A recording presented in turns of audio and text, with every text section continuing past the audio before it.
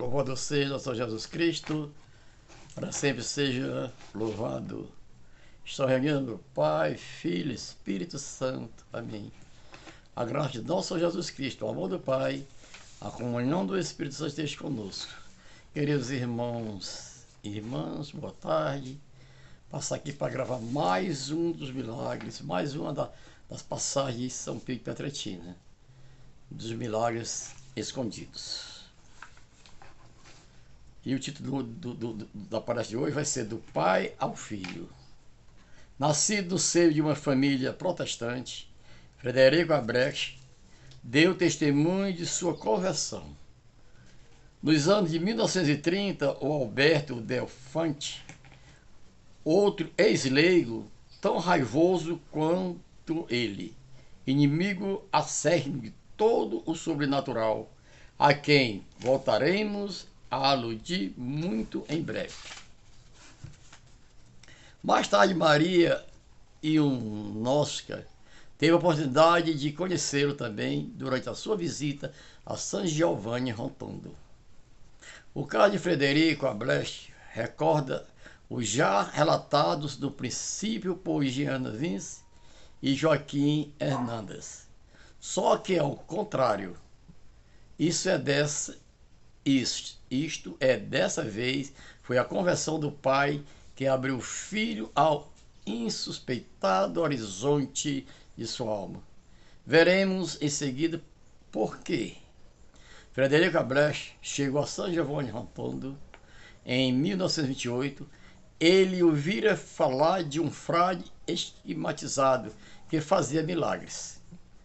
A curiosidade mórbida, unida ao supersticioso ânimo de poder curar a esposa, dependente de uma delicada operação que podia impedi-la de ser mãe, e conduziu, por fim, até ali.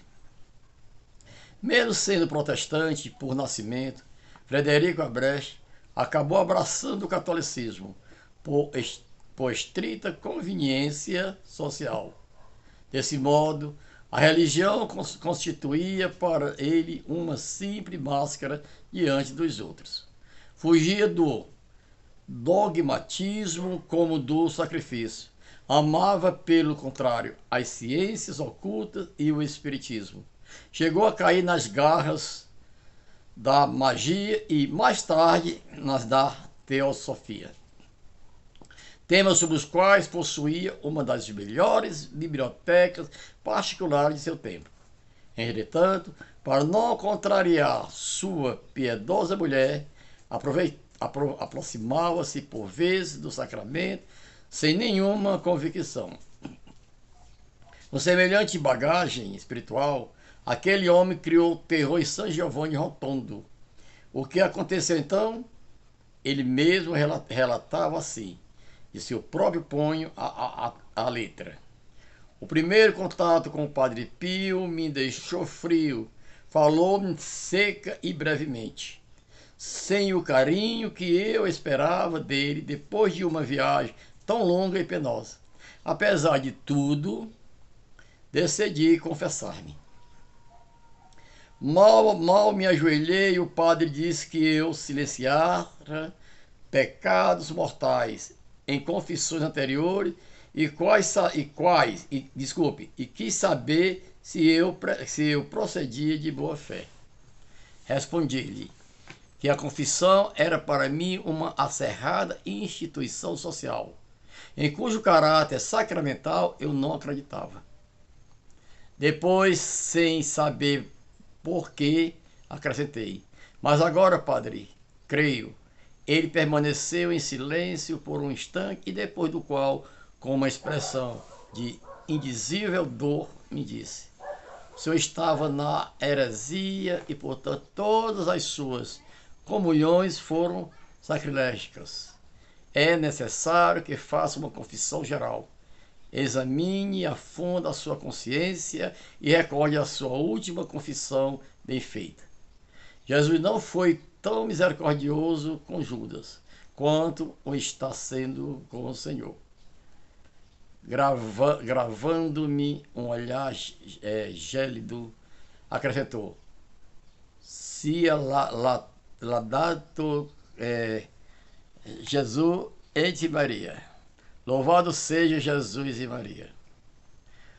O penitente permaneceu por um instante na sacristia, consternado e imerso em meditação, enquanto as palavras do confessor ressoavam em sua consciência. Recorde sua confissão bem feita. Lembrava-se com efeito de que fora batizado de um novo subcontione depois de converter-se ao catolicismo. Pouco depois fez uma confissão completa em que relatou todos os pecados cometidos desde a infância. Deixemos agora que o protagonista dê prosseguimento ao seu relato. Minha cabeça era uma partida de xadrez. Quando o Padre Pio voltou à sacristia, ora, desde quando? Perguntou. Comecei a balbuciar algo, mas ele me cortou de maneira seca. Está bem, o senhor se confessou bem ao regressar de sua lua de mel. Abandonemo-nos, pois todo o anterior e comecemos a partir de então. Eu estava mais morto que vivo. Ele, porém, não me deu mais tempo para refletir. Com uma nitidez e uma precisão surpreendente, foi enumerando-me todas as faltas acumuladas em tantos anos. Chegou a dizer-me o número exato de missas às quais eu tinha faltado, recapitulados todos os meus pecados mortais. Avaliou a sua gravidade e acrescentou num tom que nunca esquecerei. Leia esse salto um hino e Santana mentre Jesus nel suo serrato amore e roto incole per a lei. O Senhor cantava hinos a Satanás enquanto Jesus, em sua afetuosa caridade, se sacrificou por seu amor. Recebida a absolvição, senti-me tão feliz e leve que parecia ter asas. Faltou tempo a Federico Abrecht para levar a esposa doente a São Giovanni Rotondo. Uma vez nessa localidade, a senhora Abrecht manteve o seguinte diálogo com o Padre Pio. Padre, os 3 médicos que me consultei concordam em dizer que devo ser operada. Diga-me, o senhor, o que posso fazer?